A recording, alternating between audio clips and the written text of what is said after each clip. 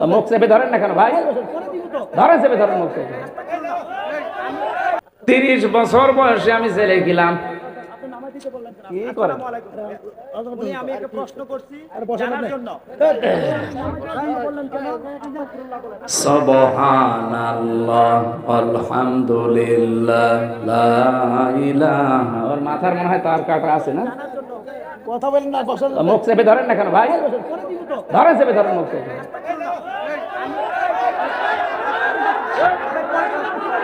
সুবহানাল্লাহ আলহামদুলিল্লাহ লা ইলাহা ইল্লাল্লাহ সুবহানাল্লাহ আলহামদুলিল্লাহ। আরে নামিয়ে দেন না কেন? তাড়াতাড়ি নামান। লা ইলাহা ইল্লাল্লাহ মুহাম্মাদুর রাসূলুল্লাহ। এই এদিকে তাকান, ওর হালকা তার কাটা আছে, থাক। ও তার ঠিক হয়ে গেলে আবার ঠিক হয়ে যাবে। জি, জেলখানায় যে মানুষগুলো ফাঁসির দড়ি কাঁধের উপরে নিয়ে হাসতে হাসতে জীবন দেয়, এমনি না। আমি অনেকে কাঁদতে দেখেছি। ফাঁসির আমার তো সামনে দিয়েই নিয়ে যেত, কান্নাকাটি পর্যন্ত তারা করেছে, মার্ডার মামলার আসামি। কিন্তু এমন মানুষও বেশি কান্নাকাটি না। শুনেছি কারারক্ষীরা বলতো যে ভাই কান্না না, মনে হচ্ছে শ্বশুর বাড়ি যাচ্ছে। শহীদ মীর কাশেম আলী রহমতুল্লাহ আলাইহে তার কথা শুনেছিলাম। কারারক্ষী আমারে বলছিল 3 ঘন্টা পরে তার ফাঁসি হবে, তাকে সংবাদ দিলাম। সে বলছে ভাই আমি 2 ঘন্টা ঘুমিয়ে যাই, আপনি আমারে ডেকে দেবেন। অথচ তার ছেলেটা এখনো গুম হয়ে আছে, ব্যারিস্টার আরমান, জানে না বেঁচে আছে না মরে গেছে। তার স্ত্রী ওই সময় অসুস্থ, তার দলের লোক হাজারো পালিয়ে বেড়াচ্ছে, কেউ জেলখানায় ভর্তি। মাত্র 3টা ঘন্টা পরে যার ফাঁসি, সে বলছে আমি 2 ঘন্টা ঘুমালাম, আমারে ডাক দেবেন। কুতুব ভাই আমারে বলছিল হামজা ভাই আমি সত্যি নিজে সাক্ষী দেখলাম 2 ঘন্টা উনি ভালোভাবেই ঘুমিয়ে গেছে। ডাক দিলাম, ওঠার পরে গোসল করে ওযু করে 2 রাকাত নামাজ আমারে পড়ার পরে বলছে চলেন। পোশাক পরে নিয়ে বলছে আমারে বলছে চলেন। বললাম স্যার এখনো সময় 15 মিনিট বাকি আছে। মানে দোয়া দরুদ গুলো পড়লেন, নতুন জামা কাপড় সব পরা ধান শেষ, মনে হচ্ছে শ্বশুর বাড়ি যাচ্ছে, ওনাকে কেউ মনে হয় বলে দিয়েছে। আমারে বলছিল ভাই আপনার তো ঘুম আসে না, তখন বাজে প্রায় রাত 1:30 2টা এরকম সময়। সারা রাত ওনার সাথে গল্প করতাম যতক্ষণ ডিউটিতে থাকতো। আমার বলছে আপনি তো ঘুম আসে না, অথচ এই লোকটা দেখলাম ফাঁসির 3 ঘন্টা আগে 2 ঘন্টা ঘুমিয়ে গেল, ওর ঘুম আসলো কি করে? তখন এই আয়াতটা ওনার আমি শুনিয়েছিলাম যে আপনি বোঝেননি, আমি বুঝে ফেলেছি কেন ঘুম এসেছে। আল্লাহ জানিয়েছে যারা রব বলার পরে সত্যি ইস্তেকামাত পয়দা করে টিকে থাকতে পারবে, আল্লাহ তাদের কাছে ফেরেশতা পাঠাবে, আর ফেরেশতারা এসে বলবে ভয় নেই, চিন্তা নেই। তোমার ছেলে ব্যারিস্টার গুম হয়ে আছে, তাতে কি? স্ত্রী অসুস্থ বিছানায় কাতরাচ্ছে, তাতে কি? দলের লোক হাজারো পালিয়ে বেড়াচ্ছে, তাতে কি? এগুলোর সব কিছুর দায়িত্ব আল্লাহ নিয়েছে, তুমি জান্নাতে যাও। আবশিরু আছে পরে, আবশিরু বিল জান্নাতিল্লাতী কুনতুম তুআদুন। সুসংবাদ না ওই জান্নাতের যার ওয়াদা আল্লাহ তোমাদের সাথে করেছেন। আমার তো মনে হচ্ছে কুতুব ভাইয়ের কাছে কারাগারে এই কথা শোনার পর শহীদ মীর কাশেম আলী রহমতুল্লাহ আলাই মাস্ট দিয়ে ওনাকে ফেরেশতারা কিছু বলেছিল, নয়তো ওনার 3 ঘন্টার আগে 2 ঘন্টা ঘুম আসা সম্ভব না। আরে ভাই আমি নিজে তো সাক্ষী, আপনি তো জেলে যাননি, আমি তো গেছি। 3টা বছর আমার যত ঘুমের বড়ি লেগেছে, আমার 33 বছর বয়সও লাগেনি। 30 বছর বয়সে আমি জেলে গেলাম। কি করেন? আমি একটা প্রশ্ন করছি জানার জন্য। সুবহানাল্লাহ আলহামদুলিল্লাহ লা ইলাহা। ওর মাথার মনে হয় তার কাটা আছে না? কথা বলেন না, বসেন। মুখ চেপে ধরেন না কেন ভাই? ধরেন, চেপে ধরেন মুখ চেপে।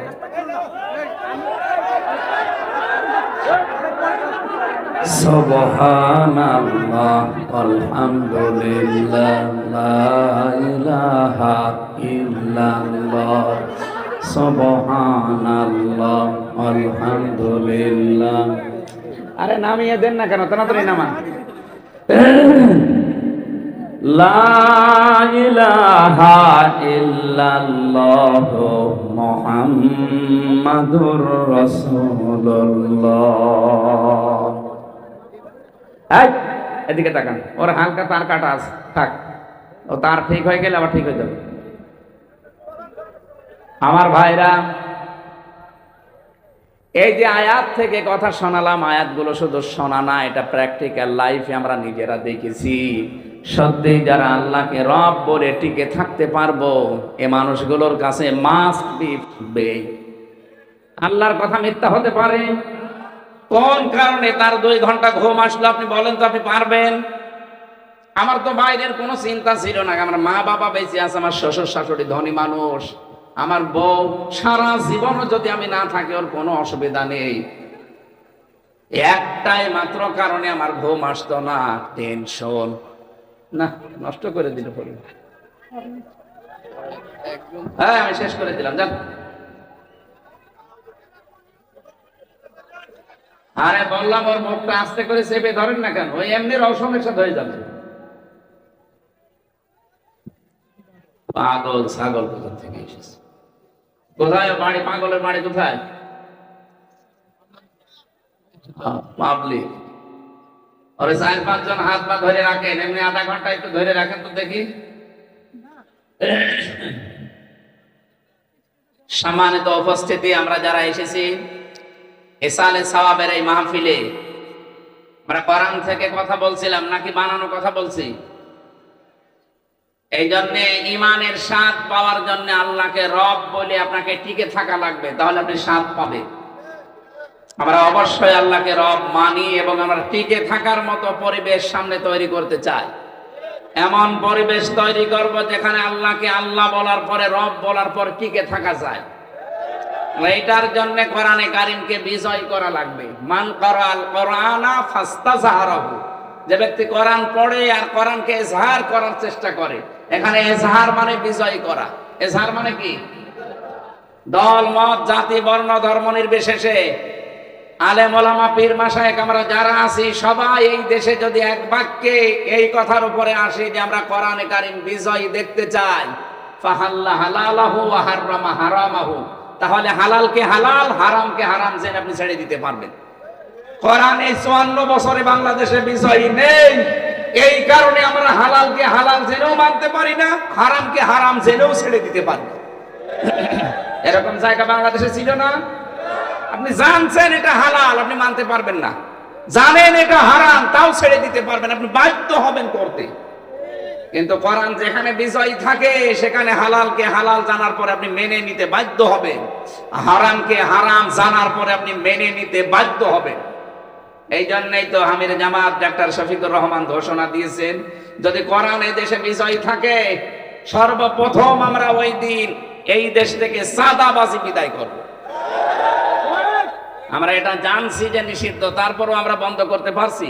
অবশ্যই যারা এই কথা বলে আমাদের রব আল্লাহ আর এর উপরে টিকে থাকতে পারে, এই ঝঞ্ঝা বিক্ষুব্ধ পৃথিবীতে বিশেষ করে এই 53-54 বছরে বহু মানুষ টিকে থাকতে পারে না। কারণ রব বলে টিকে থাকতে হলে যে কাজগুলো আগে করা লাগে সেটা আমরা অনেকে করি না। আমাদেরকে আল্লাহ বানিয়েছে তার ইবাদতের জন্য, এটা আমরা মানি তো। আমা খালাকতুল জিন্না ওয়াল ইনসা ইল্লা লিয়াবুদুন, মানুষ আর জিন আমি বানাইনি, তবে বানিয়েছি আমার ইবাদতের জন্য। মানুষ ইবাদত করবে এটাই ফাইনাল কথা, কিন্তু ইবাদতের আগে তো একটা জিনিস লাগে, তার নাম ঈমান। ঈমান না এনে কেউ যদি ইবাদত করে, ইবাদত হবে? এটা হিন্দুরাও তো করে, অন্যান্য জাতি যারা আছে তারাও ইবাদত করছে কম বেশি, তারা তাদের যে ধর্মীয় রীতিনীতি আছে, বিশ্বাস আছে, ওইটা নিয়ে করে, কিন্তু ওদের ইবাদত না। কারণ ইবাদতের আগে একটা জায়গা আছে, তার নাম ঈমান। ঈমান আমাদের যাদের আছে, ঈমান আনলে হবে না, ঈমানের আগে আর একটা কাজ আছে। কি আছে? তাগুত ছেড়ে দেওয়া লাগে। যদি কেউ তগুত ছেড়ে না দিয়ে ইমানের দাবি করে, ওর ইমান গ্রহণযোগ্য না। ভালো করে শুনবেন আর মিলাবেন। ফামান ইয়াকফুর বিত-তাগুতি ওয়া ইউমিন বিল্লাহ ফাকাদ ইসতামসাকা বিল উরওয়াতিল ওয়াসকা লা ইনফিসামা লাহা ওয়াল্লাহু সামিউন আলীম। সূরা বাকারার 256 নম্বর আয়াতের শেষের দিকে আছে, রব্বুল আলামিন বলেন, কেউ যদি ঈমান আনতে চায় সে যেন তাগুত ছেড়ে দেয়। তাগুত ছেড়ে দিয়ে কেউ যদি ঈমানের দাবি করে, সে এমন একটা মজবুত অবলম্বন ধারণ করবে, কখনো ছিঁড়ে যাবে না। বাংলাদেশের দিকে তাকান, এই দেশে যারা ঈমান এনেছে তাগুত ছেড়ে দিয়ে, তাদের ঈমান একরকম। যারা তাগুত ছেড়ে না দিয়ে ঈমান এনেছে, তাদের বিষয়টা আর এক রকম। আমি নাম ধরে বলি উদাহরণ দেওয়ার জন্যে, বোঝার জন্যে। শিবিরের সাবেক সভাপতি ডক্টর শফিকুল ইসলাম মাসুদ আর জনাব দেলাওয়ার হোসাইন সাইদি, নাম শোনেননি? একজনের বাড়ি পটুয়াখালী আর একজন ঠাকুরগাঁও। 57 দিন রিমান্ডে ছিল, তাগুত ছেড়ে দিয়ে ঈমান এনেছিল, এই জন্য তাদের 1 চুলও টলাতে পারে নাই। আমি আপনাকে ইয়ারকি মারার জন্য বলছি তা না, এটাই বাস্তব। অথচ এই দেশে কত মানুষকে আমরা দেখেছি ঈমান এনেছে কিন্তু তাগুত ছেড়ে না দিয়ে, এই জন্য বাতাস একটু হয়েছে পাল্টিয়ে গেছে, তাদের আর খুঁজেও পাওয়া যাচ্ছে। কেন্দ্রীয় মসজিদের ইমাম, জাতীয় মসজিদের ইমাম পর্যন্ত পাল্টিয়ে গেছে। ঈমান এনেছিল কিন্তু তাগুতের সাথে থেকে। এই তাগুতের সাথে থেকে না, যে লোকটা নৌকা মার্কা নিয়ে দাঁড়িয়েছে, তাগুতের সাথে কত রকমের বন্ধুত্ব বলেন না, তো নৌকা মার্কা দেয়। যার নিজের ঈমান নেই সে ইমামতি করে, ওর পেছনে নামাজ হওয়ার কথা। আমি যে ইমাম, আমার তোমার ঈমান থাকা লাগবে। এই জন্য ঈমান যারা এনেছে, যারা তাগুত সত্যি ছেড়ে দিয়ে ঈমান আনতে পারে, তামাম দুনিয়ায় একদিকে, সে থাকবে একা একদিকে। আর যারা তাগুত ছেড়ে না দিয়ে ঈমান আনে, ওদের চেহারা সুরত দেখতে মনে হয় জিবরাইলের মতো, কিন্তু একটু ঝড় আসলে লিভে যাবে। ঝড় উঠেছে হয়তো কুমিল্লা বিশ্ব রোডে, এখানেই বাতি লিভে গেছে। এই জন্য আমরা আগে, এবাদতের আগে প্রথম কাজ হচ্ছে ঈমান আনা, ঈমানের আগে প্রথম কাজ হচ্ছে তাগুত ছেড়ে দেওয়া। তাগুত কি, এটাকে বড়ির সঙ্গে কিনতে পাওয়া যায়? তাগুতের প্রায় 7টা বিষয় আছে পুরা কোরআন শরীফে। কেউ যদি তাগুত ছেড়ে দিতে চায়, প্রথম নাম্বার তাকে অহংকার ছাড়া লাগবে। কারণ তাগুতের প্রথম অর্থ শয়তান, আর শয়তান ছিল অহংকারী। এই যে এতদিন পর্যন্ত যারা আপনি বাস্তব দেখেন, এরা অহংকারের কারণে কিন্তু ডুবেছে। কিছুই মনে করতো না কাউকে, কি হনুরে হনুমান হয়ে গেছে। শয়তান এই যে অহংকার করার কারণে আমার আল্লাহ তাকে 2টা জিনিস থেকে চিরবঞ্চিত করে দিয়েছে। 1 নম্বরে আল্লাহ বলেন, কোনোদিন তোকে আমি ক্ষমা করব না। 2 নম্বরে, কোনোদিন আমি তোকে আমার জান্নাতে দেব না। শয়তান বলেছিল, আনা খায়রুম মিনহু খলাকতানি মিন নার ওয়া খলাকতাহু মিন তিন। তুমি আমারে বানিয়েছো আগুন দিয়ে, আর এটা বানিয়েছো মাটি দিয়ে। আমার ভেতরে পাওয়ার আছে, শক্তি আছে, ক্ষমতা আছে, আর ওর ভেতরে কিছু নেই। অত পড়ে আছে মাটির জিনিস, আজ 15 বছর পড়ে আছে, ওর ভেতরে কোনো ক্ষমতা নেই। আর আমার ভেতরে পাওয়ার আছে, শক্তি আছে, আমার ক্ষমতা আছে। শয়তান অহংকার করেছিল কিসের? ক্ষমতার। বলেন বলেন, শুধু এতটুকু শেষ করেননি। আল্লাহ বলেন, যখনই বলেছে আমার ভেতরে পাওয়ার আছে, ওর ভেতরে কিছু নেই, সঙ্গে সঙ্গে ওকে বলেছি ক্বালা ফাখরুজ মিনহা, এখান থেকে বের হয়ে যা, ফাইন্নাকা রাজিম, কিয়ামত পর্যন্ত তোর উপরে বরদোয়া দিয়ে দিলাম। আপনি দেখবেন সারা দুনিয়ায় মানুষ নিজে অন্যায় করে আর গালি দেয় শয়তানকে। কি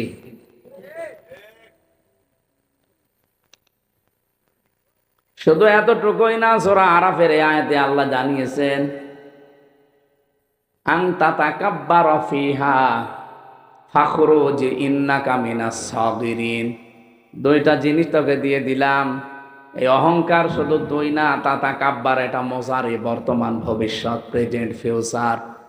কিয়ামত পর্যন্ত যারা অহংকার করবে দুনিয়ায়, তাদেরকেও আমি দুইটা জিনিস থেকে বঞ্চিত করে দেব। এক নম্বরে কোনোদিন তাকে আমার জান্নাতে দেব না, দুই নম্বরে কোনোদিন ক্ষমা করব না। এজন্য শয়তান দুইটা জিনিস থেকে চিরবঞ্চিত হয়ে গেছে। এ দুনিয়াতে যারা অহংকার করবেন তারা নামাজ পড়তে পারেন, শয়তান তো সেজদা কম দেয়নি। কি 950 বছর সেজদা দিয়েছিল। শয়তানের জ্ঞানও কম ছিল না। মুআল্লিমুল মালায়েকা বলা হয় তাকে, ফেরেশতাদের ওস্তাদ। এজন্য আপনার জ্ঞান থাকতে পারে, আপনি নামাজ পড়তে পারেন, রোজা রাখতে পারেন, হজ করে আসতে পারেন, আল্লাহর কসম আপনাকে আল্লাহ মাফও করবে না, জান্নাতেও দেবে না। যেন আমাদের ভেতরে যদি কারো অহংকার থাকে, এটা পাল্টাতে হবে। এইটা থাকলে আপনার ঈমান গ্রহণযোগ্য না, কারণ অহংকার আর ঈমান এক জায়গায় থাকতে পারে না। 2 নম্বরে তাগুতের অর্থ পেয়েছি। তাগুত মানে শয়তান, যেহেতু তাগুতের প্রথম অর্থ, শয়তানের দ্বিতীয় কাজ সে হচ্ছে যৌনতা ছড়াতে ভালোবাসে। আর যারা নিজেদেরকে খোলামেলা চালাতে ভালোবাসেন, যৌনতা ছড়াতে চান, আপনি মনে করবেন আপনি আর মানুষ নেই, আপনাকে শয়তান দখল করে ফেলেছে। ডাক্তার মোবারক সাহেব এখন যদি বাড়িতে যে সালাম দেয় ম্যাডামকে, ম্যাডাম যদি বলেন কুকুরের বাচ্চা, রাগ হবে ওনার? না। জ্ঞানী মানুষ হলে রাগ হবে না। চিন্তা করবে আমার শিক্ষিতা বউ, একটা ভদ্র ঘরের মেয়ে, শিক্ষিতা দ্বীনি পরিবারের মেয়ে আনলাম, কোনোদিন আমার মুখের উপরে মুখ তুলে কথা বলে না, অথচ আজকে আমারে গালি দিচ্ছে কুকুরের বাচ্চা বলে। অবশ্যই এর জিনে ধরেছে। কি এর জিনে ধরেছে? স্বাভাবিক না, এই জন্য আমার গালি দেয়। আপনি আল্লাহর বান্দা বান্দে, কিন্তু যৌনতা ছড়াতে আপনি ভালোবাসেন, বুঝবেন আপনি আর আল্লাহর বান্দা নেই, শয়তান আপনাকে দখল করে ফেলেছে। শয়তানের কিন্তু প্রথম টার্গেট আদম এবং হাওয়াকে জান্নাত থেকে বের করে দেবে, এটা ছিল না। ওর প্রথম টার্গেটই ছিল আদম এবং হাওয়াকে আমি উলঙ্গ করে লজ্জার স্থান দেখব। এই জন্য যারা যৌনতা ছড়াতে ভালোবাসে, মানুষের গোপন অঙ্গ দেখতে যাদের ভালো লাগে, বুঝবেন আপনি আসলে শয়তান হয়ে গেছেন। তাগুতের দ্বিতীয় অর্থ এইটা। 3 নম্বর অর্থ, তাগুতের অর্থ যেহেতু শয়তান, শয়তানের 3 নম্বর কাজ হচ্ছে অপচয় করা। ইন্নাল মুবাদ্দিরিনা কানু ইখওয়ানাশ শায়াতিন। অবশ্যই যারা অপচয় করে তারা শয়তানের ভাই। কে বলছে? কোরআন শরীফ আপনি খুঁজে দেখবেন, কোন কাজ করলে সে শয়তানের ভাই হয়ে যায় এমন কোন আয়াত আমি পাইনি। এই একটাই কাজে মানুষ শয়তানের ভাই হয়ে যায়, যেটা অপচয়। আল্লাহ শুধু ফতোয়া দিয়েই শেষ করে দেননি, উনি নিজে দেখিয়েছেন এইটা, যে আল্লাহ আমি অপচয় করি না। সানুরিহিম আয়াতিনা ফিল আফাকি ওয়া ফি আনফুসিহিম। আল্লাহ বলেন অতি শীঘ্রই আমি দিক দিগন্তে এবং মানুষের শরীরের ভেতরে এমন কিছু দেখাবো, হাত্তা ইয়াতাবাজ্জানা লাহুম আন্নাহুল হক, যাতে প্রমাণ হয় যে আমি আল্লাহ সত্য। যেন আল্লাহ যে ফতোয়া দিলেন যে আমি অপচয় করি না, আর অপচয় যারা করে তারা শয়তানের ভাই। বিজ্ঞান এখন মানুষের এই শরীরের ভেতরে দেখতে পাচ্ছে, ওই যে খাবার খান, এই খাবারের নির্যাস থেকে তৈরি হয় পিত্তরস। যতক্ষণ আপনার পেটে খাবার থাকবে, ফোঁটা ফোঁটা এটা পড়তে থাকবে। খাবার যখন থাকবে না, ওটা অটোমেটিক বন্ধ হয়ে যাবে। এটা বন্ধ করছে আপনার কোন বাবা? কোনদিন চিন্তা করেছেন কে বন্ধ করে এটা? যে দামি খাবার খান না কেন, খাবারের নির্যাসগুলো দিয়ে পিত্তরস তৈরি হয়, খুব দামি জিনিস। এটা খাবার হজম করার সহায়ক। যতক্ষণ পেটে খাবার থাকবে ফোঁটা ফোঁটা পড়বে, আপনার পেটের খাবার হজম হয়ে যাবে।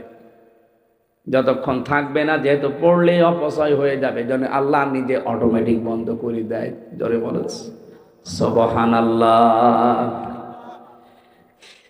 তাহলে বুঝলাম শয়তানের কাজ হচ্ছে অপচয় করা, শয়তানের ভাইয়ের কাজ। এরকম 7টা বিষয় আছে পুরা কোরআন শরীফে। যারা এগুলো ছেড়ে দিতে না পারে তাদের ঈমান আনবে ঠিক, কিন্তু ঝড় আসলে ঈমান আর টিকবে না, ঈমান ছিঁড়ে যাবে। আমরা যারা আল্লাহকে রব বলে টিকে থাকতে পারি না, তাদের ঈমান আছে, কিন্তু তাগুত ছেড়ে না দিয়ে, আপনি তাগুত ছেড়ে দিয়ে ঈমান আনেন, তামাম দুনিয়া একদিকে গেলেও আপনাকে টলাতে পারবে না। কথা বোঝেন আমার? তাহলে আমরা ঈমান আনতে চাই তাগুত ছেড়ে দিয়ে, না তাগুত সাথে নিয়ে? যে যেখানে আছি ওই জায়গায় তাগুত ছেড়ে দিয়ে ঈমানের দাবি করেন। ধোঁকা দিয়ে বোকা বানাবেন না মানুষকে। আল্লাহ আমাদেরকে মেনে চলার তৌফিক দেন, বলেন আমিন। যারা আল্লাহকে রব বলার পর টিকে আছে দুনিয়ায়, আমরা দেখেছি তাদের বিপদ আপদে আল্লাহ ফেরেশতা নাজিল করে সাহায্য করেছে। বদরের ময়দান সাক্ষী না? ফেরেশতারা এসে বলে, আল্লাহ তাখাফু ওয়ালা তাহজানু, কোনো ভয় নেই, কোনো চিন্তা নেই। কিসের ভয়, কিসের চিন্তা? হয়তো আপনি মনে করতে পারেন আমি রব বলে টিকে থাকার কারণে যে বিপদ আপদগুলো আসছে, এ কঠিন বিপদে আমার অনেক কিছু হারিয়ে যাবে। আমার ছেলের ক্ষতি হবে, মেয়ের ক্ষতি হবে, আমার দলের লোকের ক্ষতি হবে, আমার মুরিদের ক্ষতি হবে। আল্লাহ বলেন কোনো চিন্তা নেই। ফেরেশতারা এসে অভয় বাণী শোনাবে, কোনো চিন্তা নেই, এগুলোর দায়িত্ব আমার আল্লাহ নিজের হাতে তুলে নিয়েছে। এখানে আয়াতের বাস্তবতা আমি দেখেছি। আজকেও ব্রাহ্মণবাড়িয়ায় 10 জন আহত চাঁদাবাজি করতেছি, এই যে পাশের জেলা। এই আসরের পরে ঘটনা, 10 জন আহত দুই পক্ষে। এরা বলছে আমরা নেব, ওরা বলছে আমরা নেব। দুইজনেই এক দল, কিন্তু গ্রুপিং। এই জন্য আমির জামাতের প্রথম ঘোষণা এইটা, যদি কোরআন এই দেশে বিজয়ী হয়ে যায়, সর্বপ্রথম যে আইনটা পাশ হবে বাংলাদেশে, চাঁদাবাজি ঝাঁটিয়ে বিদায় করা হবে। চাঁদাবাজি, আপনি ভিক্ষা করতে পারেন না, ফকিরের কাছেও চাঁদাবাজি করছে।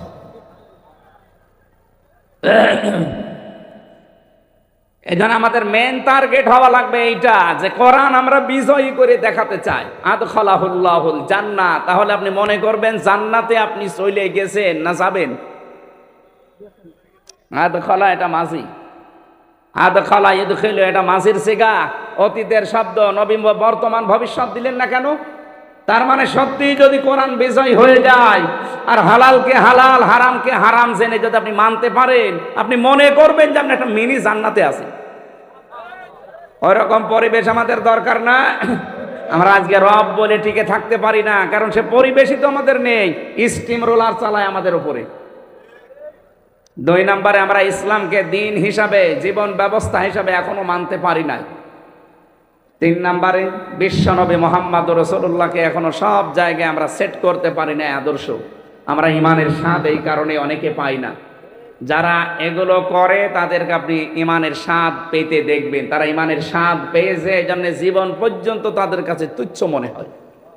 আল্লাহ আমাদেরকে এই হাদিসটার উপরে আমল করার তৌফিক দিন। নবীর আপন চাচা হযরতে আব্বাস রাদিয়াল্লাহু তাআলা আনহু এই হাদিসের বর্ণনাকারী, মুসলিম শরীফে আছে। আমরা কোরআনে কারীম থেকে যে আয়াতটা তেলাওয়াত করেছিলাম, তাফসীর আকারে কিছু কথা বলতে চাচ্ছি। এত রাতে যদিও বলা ঠিক না, নাকি শেষ করে দেব? কোরআনে কারীমের যে আয়াত পড়লাম মনে আছে আপনাদের? সূরা ফাতাহ। কোন সূরা? ফাতাহ মানে বিজয়। সামনে একটা বিজয় দেখতে পাচ্ছি, এই কারণে আয়াতটা পড়লাম। 29টা আয়াত আছে, আমরা 18 নম্বর আয়াতটা পড়েছি। আল্লাহ রাব্বুল আলামিন বলেন, আমি শিক্ষা দিতে চাই, এটা কিন্তু নিয়ে যাওয়া লাগবে, খালি শোনা না। কি নিয়ে যাবেন না? লাকাদ রাদিয়াল্লাহু আনিল মুমিনিনা ইয ইউবাইউনাকা তাহতাশ শাজারাতি ফাআলিমা মা ফি কুলুবিহিম। রব্বুল আলামিন বলেন, অবশ্যই আমি আল্লাহ রাজি হয়ে গেছি। এটাও মাজি হয়ে গেছে, আল্লাহ রাজি। এর আগে আল্লাহ লাকাদ দিয়েছেন, লাম এবং কদ দুইটা তাকিদ। অবশ্যই আমি আল্লাহ রাজি হয়ে গেছি আনিল মুমিনিনা, এই মুমিনদের উপরে। কোন মুমিন? 1400 মানুষ নিয়ে নবীজি হজ করতে এসেছিলেন। হুদায়বিয়া নামক একটা জায়গায় নবীজিকে বাধা দেওয়া হলো যে না, এবার হজ করতে দেব না। হযরত ওসমানকে পাঠিয়েছিলেন সমঝোতা করার জন্যে। তারা ওসমানকে ধরার পরে আটক করে ঘোষণা দিয়েছে কতিলা ওসমান, ওসমানকে হত্যা করা হয়েছে। বিশ্বনবীর সংবাদ শোনার পরে সাহাবীদেরকে বললেন, আমার হাতের উপরে হাত লাগাও। 1399 জন হাত দিয়েছে। নবীজি বাম হাতটা উপরে দিয়ে বললেন, এখনো পর্যন্ত জনাব এটিএম আজহারুল ইসলাম 15-17 বছর জেল খাটতেছে বিনা কারণে।